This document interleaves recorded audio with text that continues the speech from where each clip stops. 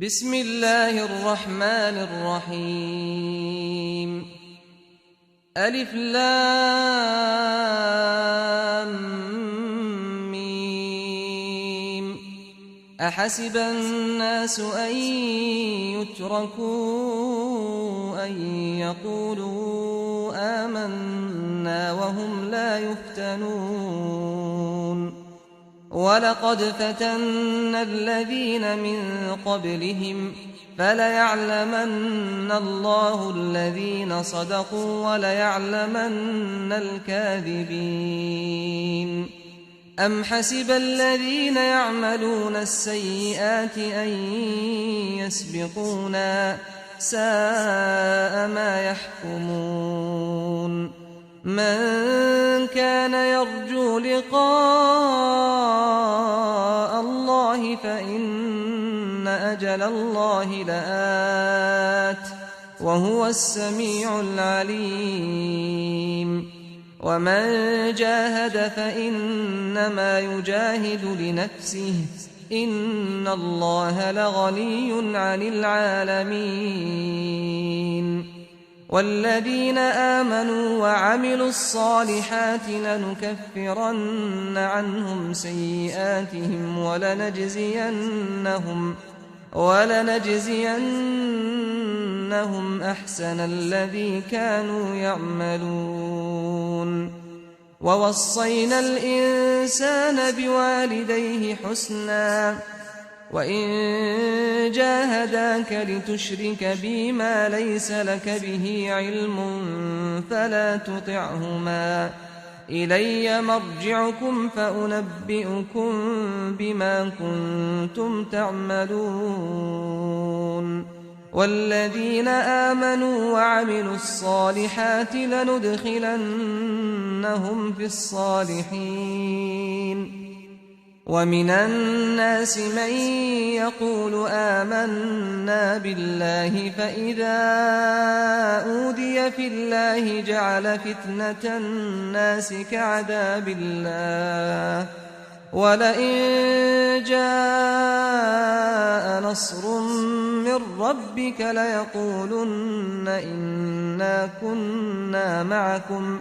أوليس الله بأعلم بما في صدور العالمين وليعلمن الله الذين آمنوا وليعلمن المنافقين وقال الذين كفروا للذين آمنوا اتبعوا سبيلنا ولنحمل خطاياكم وما هم بحاملين من خطاياهم من شيء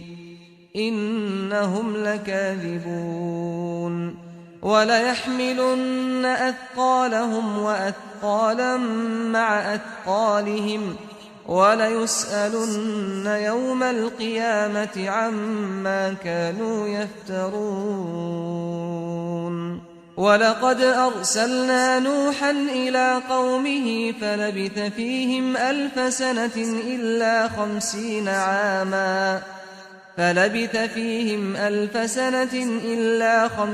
عاما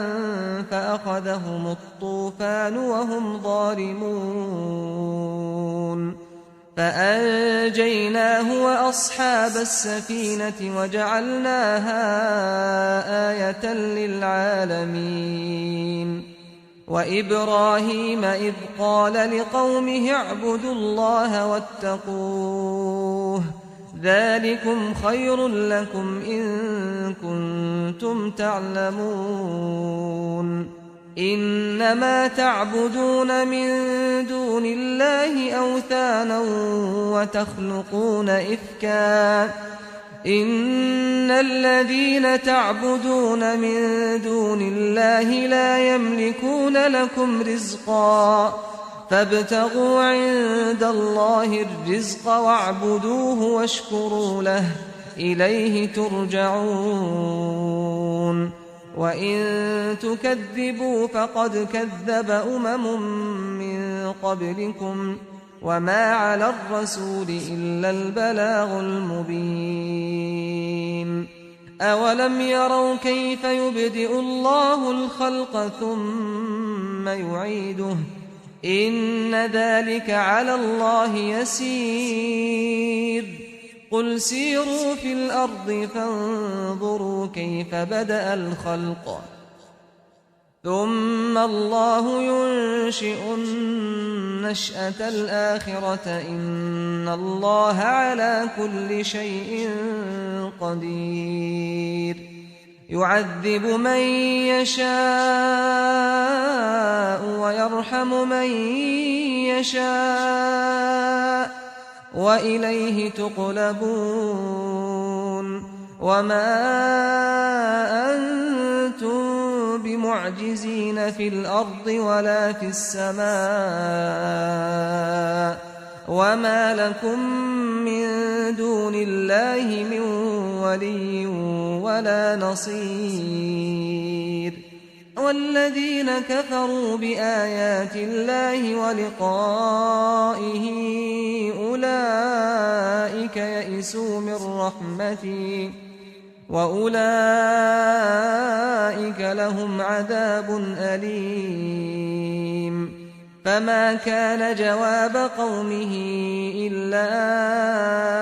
أن قالوا اقتلوه أو حرقوه فأنجاه الله من النار إن في ذلك لآيات لقوم يؤمنون وقال إنما اتخذتم من دون الله أوثانا مودة بينكم في الحياة الدنيا ثم يوم القيامة يكفر بعضكم ببعض ويلعن بعضكم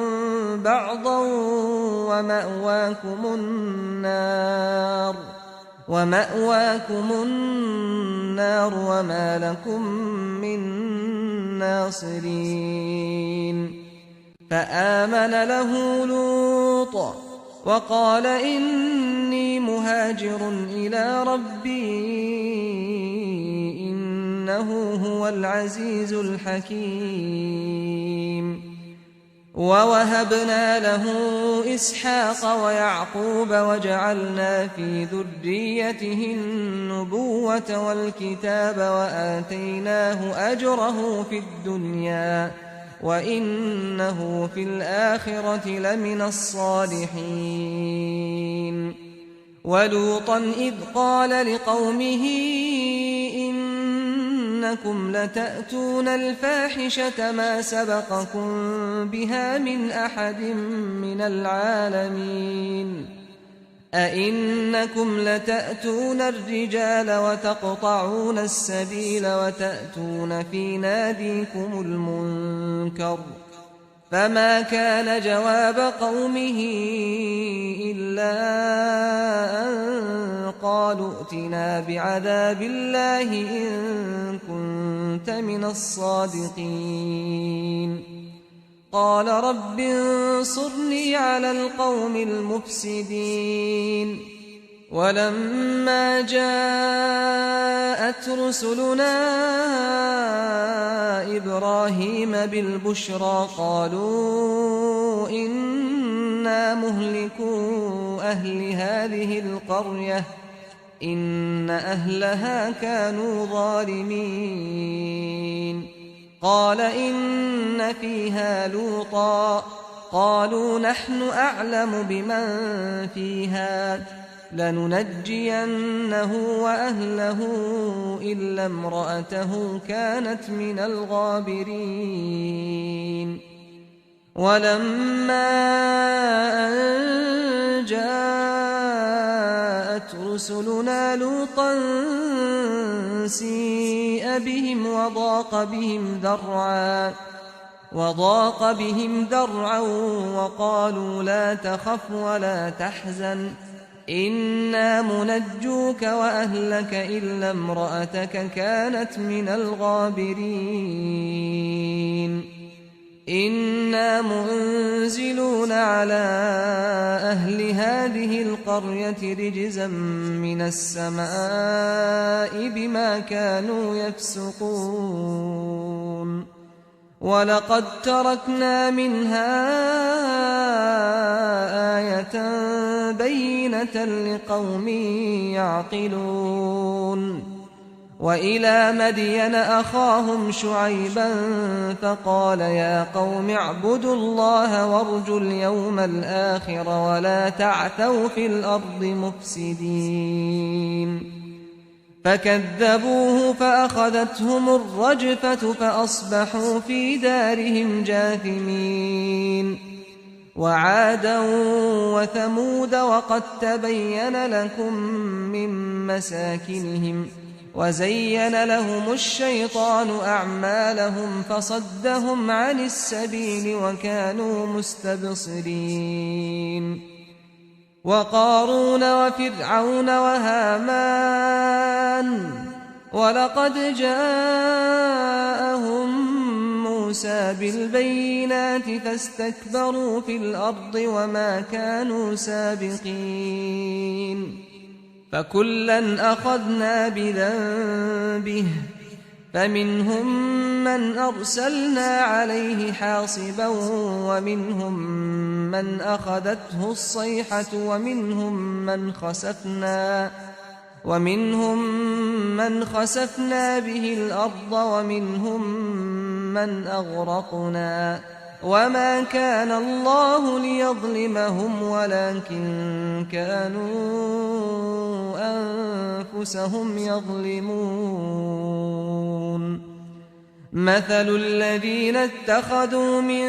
دون الله أولياء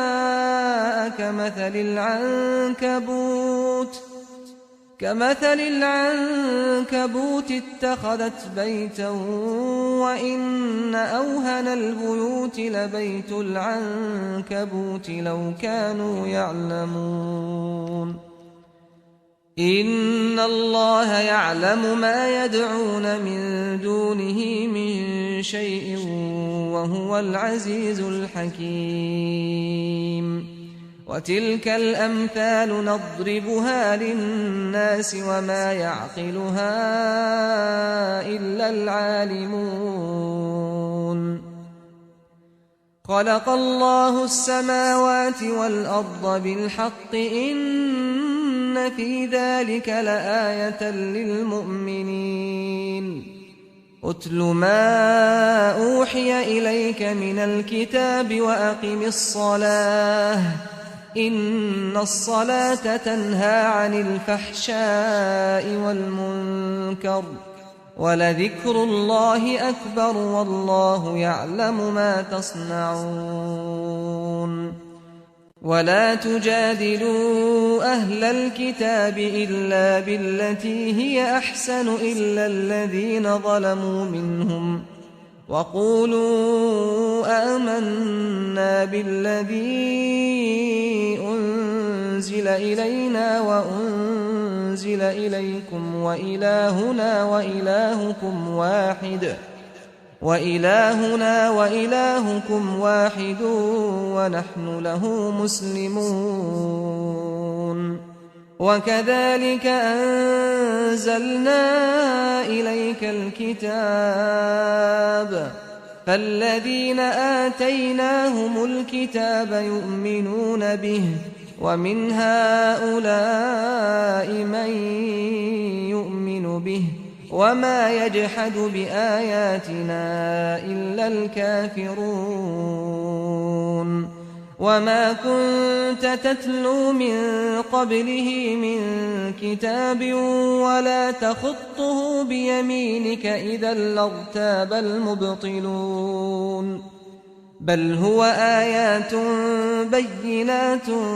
في صدور الذين أوتوا العلم وما يجحد بآياتنا إلا الظالمون